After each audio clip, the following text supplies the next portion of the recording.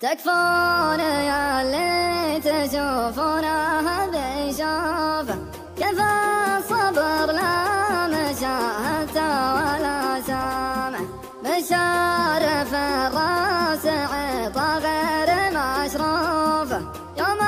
القمر له سفر والنجم له لامع، تقول عيني على لماه مطروفه، كأني بها تدرج دمعه ورا دمعه، خلوني أحب خشمه والمسك فوفه، لو كان أشوفه من الجمعة إلى الجمعة، يا جيل يا سابقه للموت وطوفه، محبة فيه لا خذله ولا رامع، تلقى مزاياه بين الاسم وحروفه، على